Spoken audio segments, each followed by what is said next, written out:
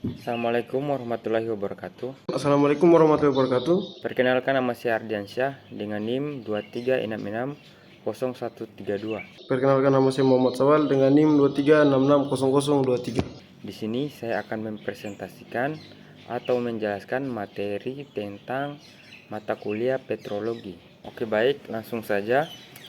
Tekstur batuan sedimen.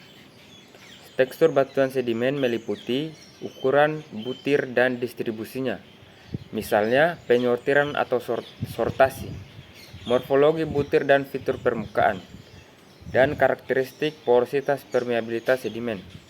Semua atribut di atas merupakan hal yang sangat penting yang dapat digunakan untuk menafsirkan proses dan lingkungan pengendapan, dan untuk menentukan sifat aliran fluida melalui batuan. Studi detail tekstur sedimen umumnya dilakukan di laboratorium, namun observasi awal dilakukan di lapangan. Penggunaan lensa tangan, penggaris, dan bagan perbandingan ukuran butir sangat penting dalam observasi tekstur batuan sedimen. Ukuran butir atau grain size. Ukuran butir rata-rata sedimen silisik klasik digunakan untuk klasifikasi dan nomenklatur menurut skema Uden dan Wentworth. Secara umum, ukuran butir mencerminkan informasi sebagai berikut. Pertama, energi hidrolik lingkungan, yaitu sedimen yang lebih kasar atau quasar diendapkan oleh arus yang lebih deras daripada sedimen yang lebih halus atau finer. Lumpur atau mud rocks terakumulasi di lingkungan energi rendah. Kedua, jarak dari sumber. Ukuran rata-rata menurun di hilir dalam sistem aluvial fluvial, lereng bawah di perairan dalam, dan arah bawa angin untuk bahan vulkaniklastik eksplosif. Tetapi ingat, lingkungan energi rendah juga terjadi berdekatan dengan saluran energi tinggi, misalnya tanggul atau lift, dan saluran atau channel. Ketiga, material sedimen yang tersedia di sumber, yaitu erosi batu pasir rapuh hanya akan menghasilkan pasir dan kadar lumpur.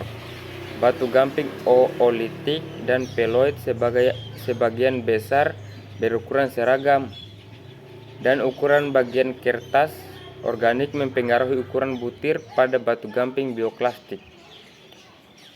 Sortasi atau sorting. Penyortingan atau sortasi adalah ukuran standar deviasi dari atau sebaran distribusi ukuran butir tentang ukuran rata-rata. Ini dapat diperkirakan di lapangan dari grafik perbandingan atau komparator charts. Secara umum, ukuran butir mencerminkan informasi sebagai berikut. Pertama, tingkat agitasi dan pengerjaan ulang.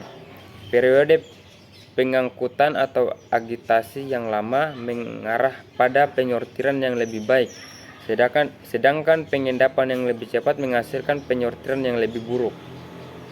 Ukuran asli dan pemilihan sortasi bahan sumber. Morfologi butiran. 3 aspek morfologi butir, yaitu pertama, shape atau form, yaitu ditentukan oleh rasio sumbu pendek,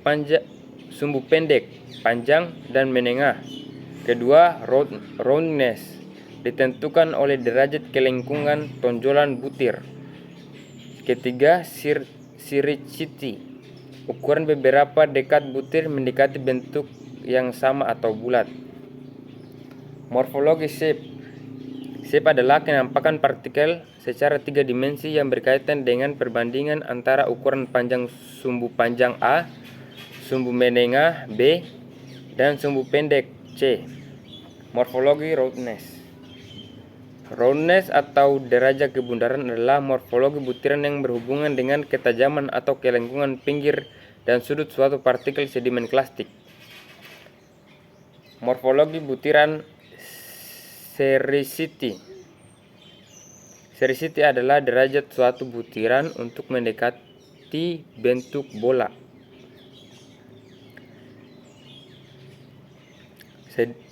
Sedimen fabrik atau kemas. Dua aspek fabrik atau kemas yaitu orientasi butir dan kemasan butir. Keduanya dapat dihasilkan dari proses pengendapan atau melalui penguburan dan kekuatan tektonik. Kemas atau fabrik berkaitan dengan pengaturan butir dalam batuan serta hubungannya dengan matrik. Tinggi rendahnya kelimpahan matrik secara langsung berpengaruh terhadap tingkat kerapatan persinggungan antar butir.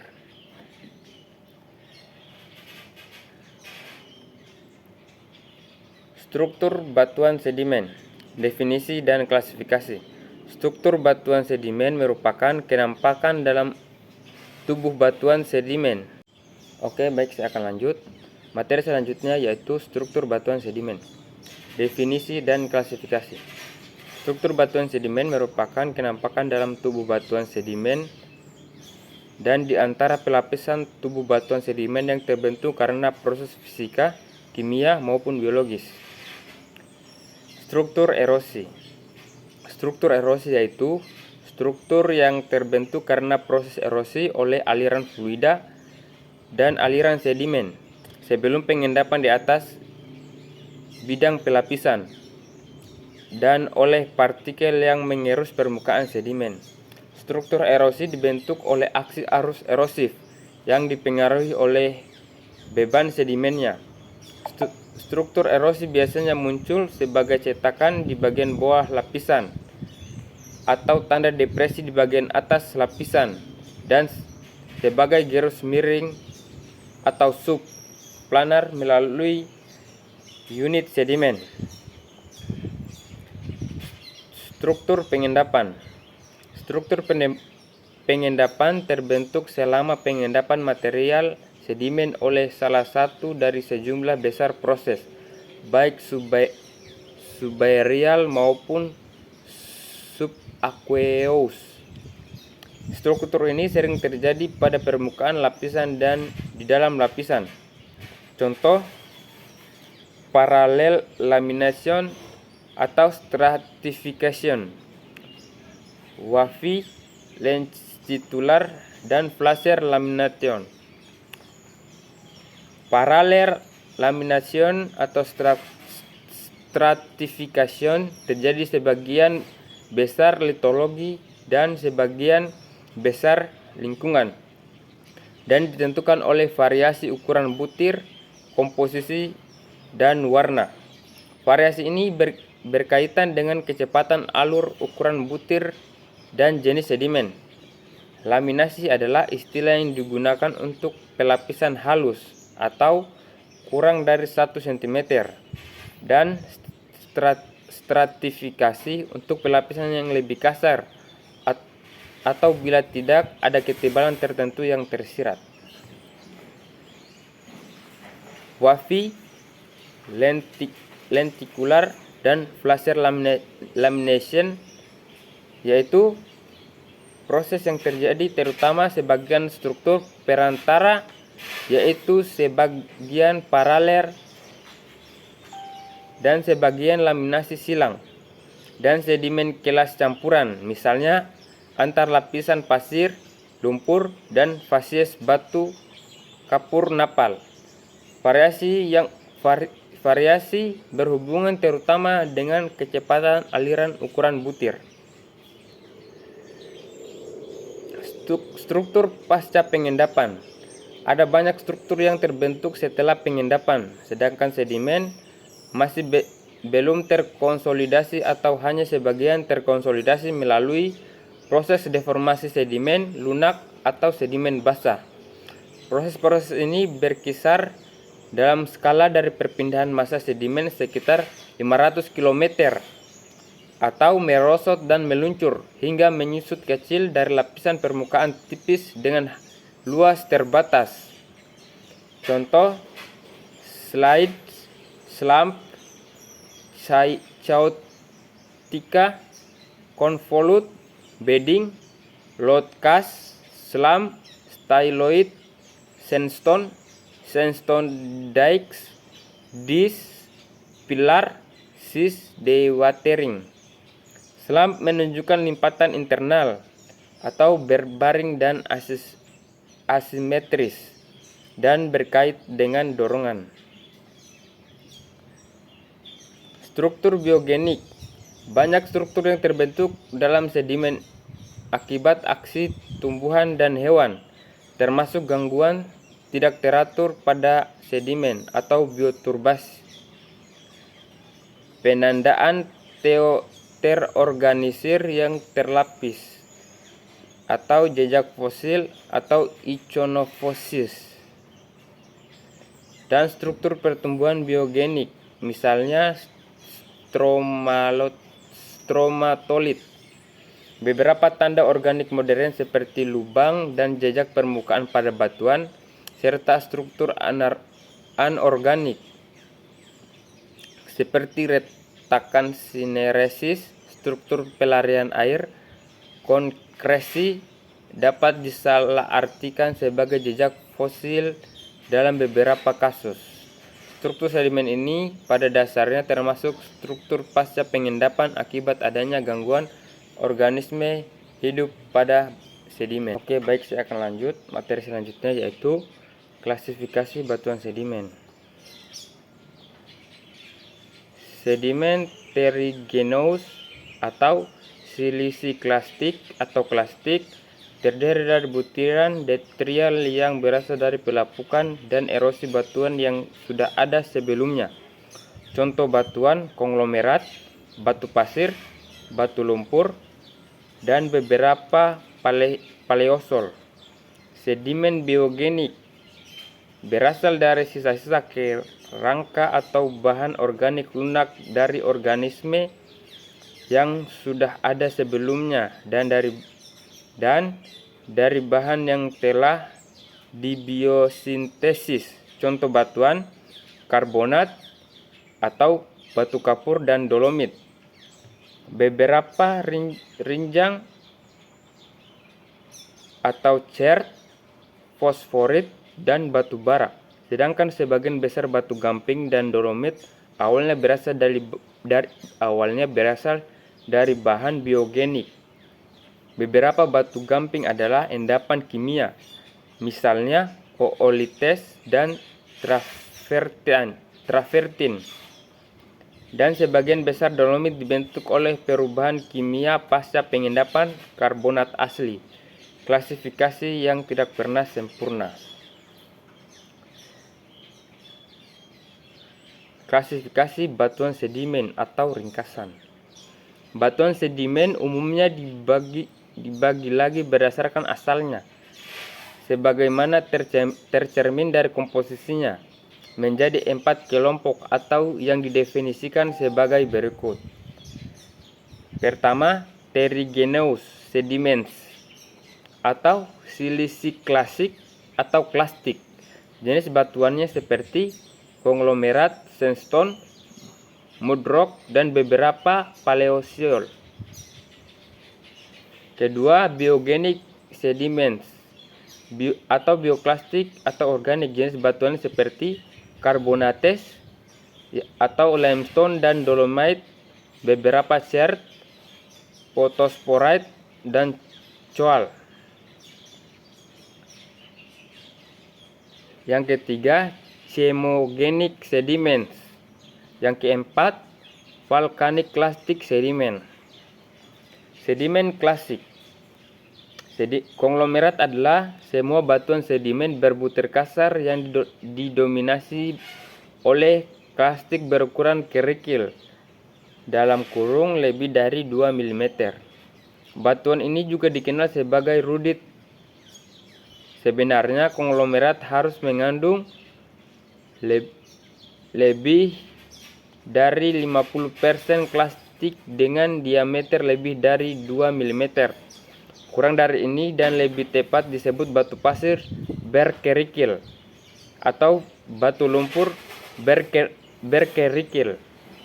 Bereaksi adalah konglomerat dengan bentuk fragmen batuan yang meruncing. Sedimen klasik sandstone. Batu pasir adalah batuan sedimen berbutir sedang yang mengandung lebih dari 50% butiran berukuran pasir dalam kurung 0,063 sampai 2 mm yang juga dikenal sebagai arenites, watchkes, dan grey watchkes. Batu pasir merupakan salah satu jenis sedimen yang paling umum dan dapat ditentukan di hampir semua lingkungan, mulai dari dataran aluvial paling proksimal hingga dataran cekung laut terdalam. Batu pasir kuarsa paling khas dari lingkungan laut dangkal berenergi sedang hingga tinggi. Endapan laut dalam korelatifnya batu pasir gurun eolian dan bukit pasir di sepanjang pantai. Sedimen klasik mudrock. Mudrock ada di mana-mana, terutama di lingkungan pengendapan energi. Pengendapan energi rendah yang lebih tenang, termasuk dataran banjir, aluvial fluvial, lingkungan danau laguna, dan muara. Daerah delta interdistributeri, dan lereng pro-delta. Luar dan semua bagian dari lereng perairan dalam hingga lingkungan cekungan datar. Lingkungan pengendapan paling baik ditentukan dari kombinasi struktur sedimen, fosil jejak, fosil mikro dan makro, dan fasies terkait. Sedimen non-klastik, karbonat. Batuan karbonat bentuk sekitar 1/5 dari seluruh batuan sedimen dalam catatan stratigrafi. Batuan karbonat terdiri dari lebih dari 50% mineral karbonat, terutama kalsit dan dolomit pada batuan purba, dan kalsit atau termasuk varietas Mg tinggi dan rendah, dan aragonit dalam sedimen modern. Sedimen non-klasik, chert. Chert adalah istilah umum batuan sedimen yang mengandung silika berbutir halus yang berasal dari biogenik, biokimia, atau kemogenik. Chert terdiri dari silika berbutir halus dengan hanya sedikit pengotor. Sedimen non-klasik, fosforites. Sedimen dan batuan sedimen sebagian besar terdiri dari bahan fosfat secara kolektif yang dikenal sebagai fosfarit. Meskipun fosfor merupakan komponen penting dari semua makhluk hidup dan merupakan penyusun dominan tulang vertebrata, fosfor relatif jarang ditemukan dalam catatan sedimen. Fosfor laut terdapat di sepanjang daerah shelf terluar atau lereng atas tepian benua yang telah meningkat produktivitas organik. Fosfor laut sebagian besar terbentuk dalam kondisi oksigen rendah daripada kondisi anoksis penuh. Terjadi dalam bentuk pelet fosfat, nodul, kerak, dan lapisan tipis. Oke, baik, materi selanjutnya yaitu provenance batuan sedimen. Istilah provenance berasal dari bahasa Prancis yaitu provenir. Istilah ini juga dieja sebagai provenience atau bukit. Karena kata provenance umumnya digunakan oleh ahli sedimentologi saat ini. Bagaimanapun, ini memiliki arti yang lebih luas dari sekedar daerah sumber. Pengertian provenance telah diperluas untuk mencakup lokasi daerah sumber, seberapa jauh dan ke arah mana, ukuran atau volumenya, litologi batuan induk sumber, kondisi tektonik atau daerah sumber, dan iklim relief daerah sumber. Studi provenance asal-usulnya yaitu sangat penting untuk pemahaman kita tentang paleogeografi. Ketika digabungkan dengan studi lingkungan pengendapan, provenance sangat membantu menafsirkan berbagai relatif laut kuno dan dataran tinggi pada waktu tertentu di masa lalu geologis. Dari studi tersebut kita dapat merekonstruksi lokasi, ukuran, dan komposisi litologi sistem pegunungan yang telah lama hilang. Provenance of sandstone. Sebagian besar penelitian tentang provenance batuan sedimen siliklastik difokuskan pada batu pasir atau sandstone. Sebagian besar penelitian ini berkaitan dengan upaya untuk menafsirkan litologi batuan sumber dari kumpulan mineral detrital. Analisis petrografi kuarsa, feldspar, michas, mineral berat, dan fragmen batuan membentuk dasar untuk sebagian besar penelitian tersebut. Namun para peneliti sekarang juga beralih ke teknik tambahan seperti mikroskop fotoluminesensi dan studi geokimia elemen jejak dan isotop dalam mineral detrital. Reading provenance from the properties of quartz. Kuarsa adalah komponen yang paling melimpah di sebagian besar batu pasir dan merupakan satu-satunya komponen dari beberapa batu pasir, sehingga para ahli tertarik dengan signifikasi potensi asal kuarsa sejak bertahun-tahun awal studi petrografi. Studi awal ini difokuskan terutama pada signifikasi asal inklusi dalam kuarsa, meskipun kemungkinan signifikasi asal dari kepunahan undulatori juga diakui cukup awal. Reading provenance from the properties of quartz. Ketika mineral seperti kuarsa atau feldspar dibombardir oleh aliran elektron berenergi tinggi dalam instrumen yang sesuai, partikel cahaya atau foton dipancarkan. Fenomena ini disebut cathodoluminescence. Provenance significance of feldspar. Feldspar umumnya sangat langka atau tidak ada di arenit kuarsa. Namun, feldspar adalah konstituen umum dari kebanyakan batu pasir lainnya. Beberapa properti feldspar berguna pada sebagian indikator provenance. Pertama, karena feldspar secara kimia dan mekanis kurang stabil dibandingkan kuarsa, feldspar cenderung tidak dapat didaur ulang. Beberapa feldspar memang dapat didaur ulang, tergantung pada kondisi. Namun, keberadaan feldspar yang cukup melimpah di batu pasir menunjukkan derivasi dari batuan sumber kristal. Dengan demikian, feldspar lebih mungkin memberikan informasi tentang batuan sumber generasi pertama dari kuarsa. Provenance significance of feldspar bagian 2. Mineralogi dan kimia feldspar memiliki provenance yang signifikan. Komposisi kimia feldspar diketahui merupakan fungsi dari batuan sumber.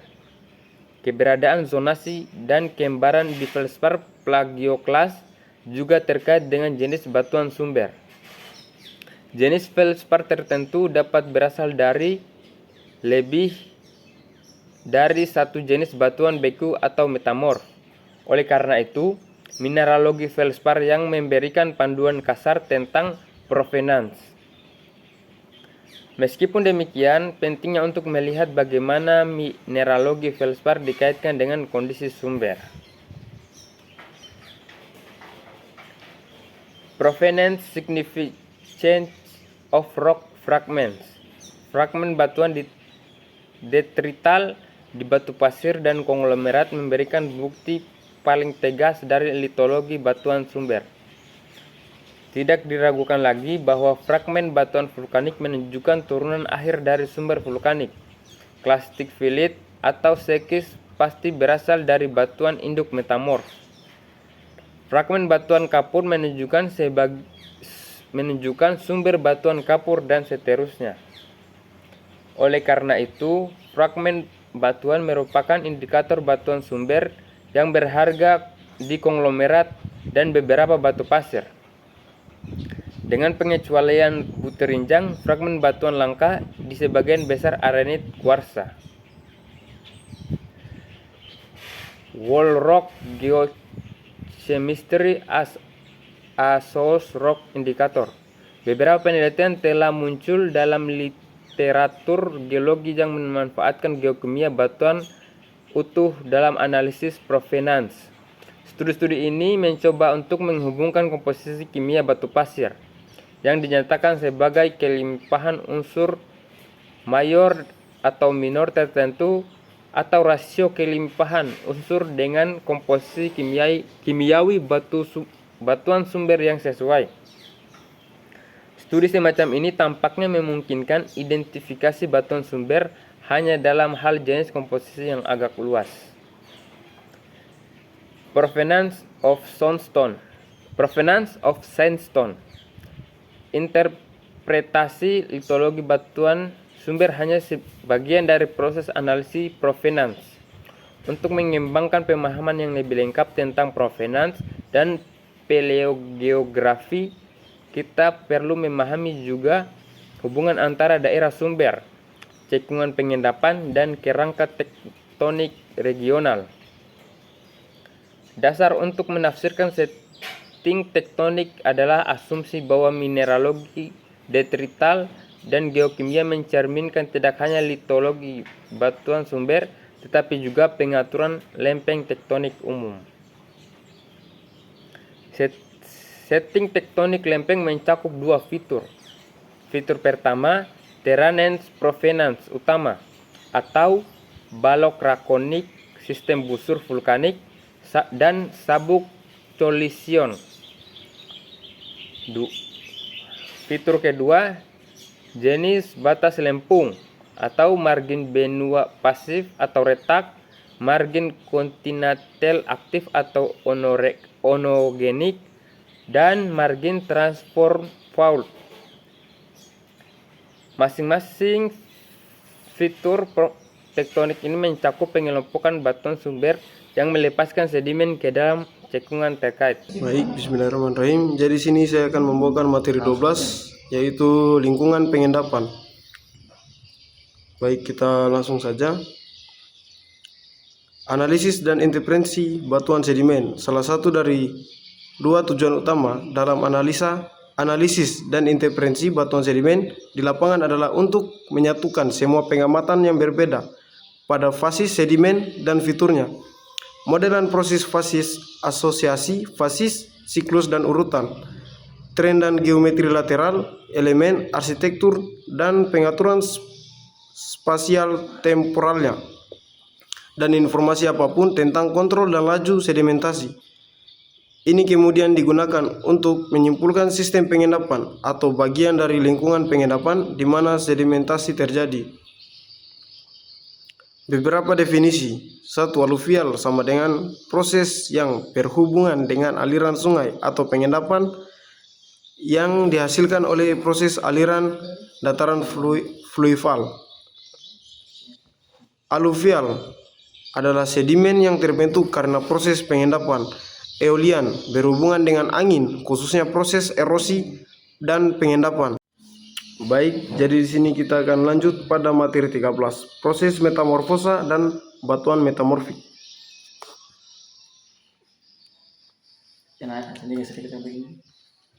The scope of metamorphosis. Dalam definisi yang sederhana, metamorfose adalah rekristalisasi batuan pada kondisi di bawah likuidos. Pada suhu rendah, metamorfosis menyatu dengan proses yang dikenal sebagai diagnesis, yaitu perubahan yang terjadi selama sementasi batuan sedimen. Pada suhu tinggi, metamorfosis tumpang tindih dengan proses beku pada kondisi di mana lelehan dihasilkan. Proses pencairan sebagian batuan disebut anateksis. Lelehan yang dihasilkan oleh proses ini adalah batuan beku sejati, sedangkan residu yang tertinggal setelah ekstrak lelehan, batuan yang dikenal sebagai resiste, adalah batuan metamorf. Batuan tersebut bersifat metamorf karena mineral-mineral dan dalam resid, meskipun mungkin telah berada dalam keseimbangan dengan lelehan, tidak mengkristal secara langsung darinya. Jenis metamorfosis yang paling umum adalah regional, kontak, burial, dinamis, dan hidrotermal. Metamorfosisme regional merupakan metamorfosisme yang terjadi secara regional dan luas, biasanya berhubungan dengan orogeni dan deformasi yang menyertai. Contoh metamorfosis regional: 1. Pegunungan Alpen Himalaya atau pegunungan Rocky Kanada akan mengungkapkan batuan metamorf di inti rentang di mana batuan mengalami deformasi dan metamorfosisme pada saat pegunungan terbentuk. 2. Pendalaman dari pantai California akan mendokumentasikan batuan terdeformasi dan bermetamorfosis selama akresi sedimen di sepanjang pantai barat Amerika Utara di Mesozoikum. Metamorfosisme kontak merupakan metamorfosisme yang terjadi karena adanya kontak antara batuan protolit dengan panas di bawah permukaan bumi. Metamorfosisme kontak terlokalisir pada daerah yang berdekatan dengan intrusi magma ke dalam kerak membawa panas ke tingkat kerak menengah atau atas. Kontak panas ini bermetamorfosis pada batuan country yang berdekatan dengan intrusi. Pada tingkat kerak yang tinggi, batuan yang telah mengalami metamorfosis kontak tidak mengalami deformasi pada lingkungan yang dalam batuan tersebut dapat mengalami deformasi dan metamorfosis kontak dapat bergradasi menjadi metamorfosisme regional. Contoh batuan metamorfik kontak: batu gamping berubah menjadi batu marmer. Metamorfosisme burial merupakan metamorfosisme yang terjadi karena efek burial di bawah permukaan bumi pada peningkatan kedalaman di dalam sikungan sedimen yang dalam. Suhu dan tekanan meningkat hanya karena aliran panas regional. Studi tentang efek pemanasan pada diagnosis batuan sedimen di cekungan dalam adalah kunci untuk memahami asal minyak bumi. Tetapi jika cekungan cukup dalam, suhu melebihi generasi minyak bumi dan memasuki ranah metamorfosisme. Metamorfosisme dinamis merupakan metamorfosisme yang terjadi karena adanya migrasi atau pergerakan fluida di kerak bumi. Kerak umumnya kering, biasanya tidak ada air yang tersedia untuk bereaksi dan menghasilkan kumpulan hidro bersuhu rendah. Namun selama deformasi batuan kerak dalam, cairan hidro bermigrasi ke zona deformasi dan berinteraksi dengan mineral berbutir halus. Metamorfosisme hidrotermal merupakan metamorfosisme yang terjadi karena adanya pergerakan air panas di bawah permukaan bumi. Di banyak lingkungan geologi, keberadaan magma di dekat permukaan bumi menyebabkan siklus air panas melalui kerak atas yang memicu metamorfosisme hidrotermal, yaitu air panas. Batuan metamorfik berlimpah karena metamorfosisme dapat terjadi di seluruh kerak dan mempengaruhi berbagai macam protolit.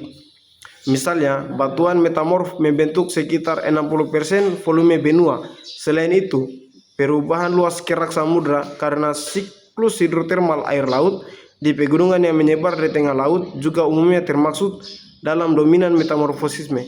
Secara bersama-sama, batuan metamorf benua dan batuan yang diubah secara hidrotermal di cekungan samudra membentuk volume kerak yang sangat besar. Akibatnya, pengetahuan tentang metamorfosisme diperlukan untuk memahami evolusi geologi, geokimia, dan geofisika skala besar di bumi.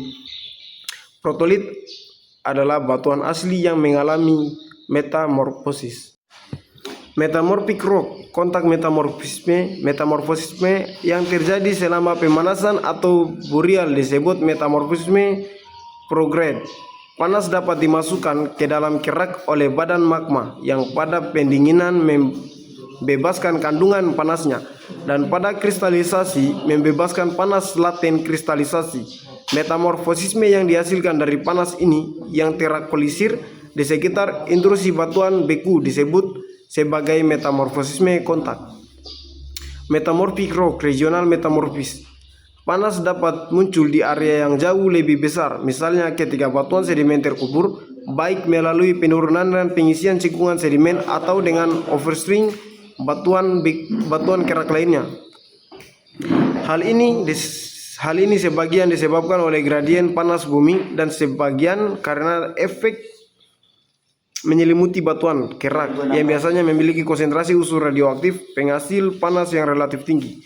Metamorfosisme yang dihasilkan dari jenis penguburan dan pemanasan ini dikaitkan dengan batas lempeng konvergen dan berkembang pada skala regional. Karena itu disebut sebagai metamorfosisme regional.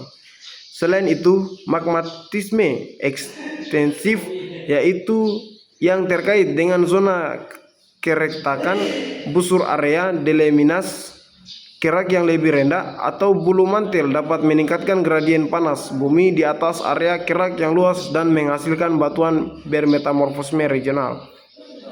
Metamorfosisme regional biasanya disertai oleh tektonisme sehingga batuan metamorf membentuk struktur foliasi yang menonjol slate-skite gneiss.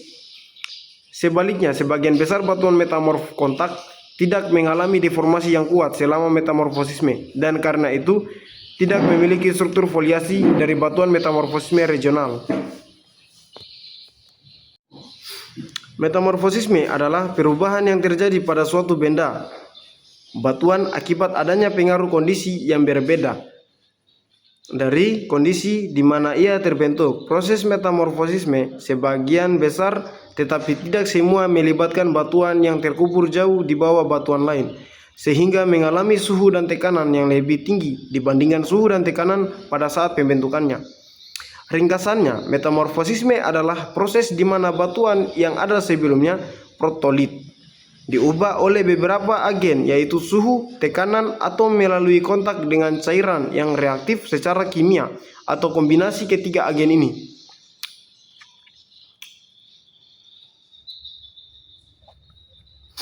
Agen metamorfosisme 1. Tekanan. Contoh perubahan mineral karena pengaruh tekanan Bradley and level. 3. Fluida kimia reaktif. Fluida adalah cairan utama yang ada di dalam batuan kerak bumi. Fluida berperan penting. Fluida memfasilitasi transfer ion antar mineral dan di dalam mineral, meningkatkan laju terjadinya reaksi metamorf. Meskipun fluida tidak serta-merta mengubah hasil suatu proses metamorf, air mempercepat proses sehingga metamorfosis dapat terjadi dalam jangka waktu yang lebih singkat, atau proses metamorf yang mungkin tidak sempat diselesaikan akan selesai. 2. Kedua fluida, terutama fluida panas, dapat memiliki konsentrasi unsur terlarut atau ion yang tinggi, dan oleh karena itu merupakan media penting untuk memindahkan unsur-unsur tertentu di dalam kerak bumi. Jadi, fluida tidak hanya memfasilitasi reaksi metamorf dari butiran ke butiran, tetapi juga memungkinkan pengangkutan unsur-unsur kimia dari satu tempat ke tempat lain. Hal ini sangat penting dalam proses hidrotermal dan pembentukan deposit mineral. Bagaimana mengklasifikasikan batuan metamorf? Proses kompaksi dan rekristalisasi mengubah tekstur potolit selama proses metamorfosis. 1. Kompaksi. Butiran mineral berubah menjadi lebih rapat, batuan menjadi lebih padat, porositas berkurang. Contoh lempung shell slate. 2. Rekristalisasi. Pertumbuhan kristal baru dari mineral asal. Tidak ada perubahan komposisi kimia. Orientasi mineral berkembang karena tekanan. Mineral pipi atau melebar seperti muskovit dan biotit menunjukkan arah tertentu atau foliasi. Tekstur batuan metamorf. Foliasi terlihat adanya perjajaran mineral dalam batuan terbentuk melalui rotasi dari mineral pipi atau memanjang. Rekristalisasi mineral yang memberikan kesan arah tertentu. Perubahan bentuk butiran menjadi bentuk memanjang. Butiran mineral memipih dan menunjukkan arah yang paralel, bands atau layer. Foliasi dengan layer dan surface smooth, lining tipis non-mineral, grains visible. Terlihat butiran mineral terlihat shiny karena mineral mica. Gneiss. Foliasi dengan banding butiran mineral lebih besar, penampakan lebih mirip beku. Mungkin itu saja materi yang dapat kami bacakan. Salah dan kurangnya mohon dimaafkan.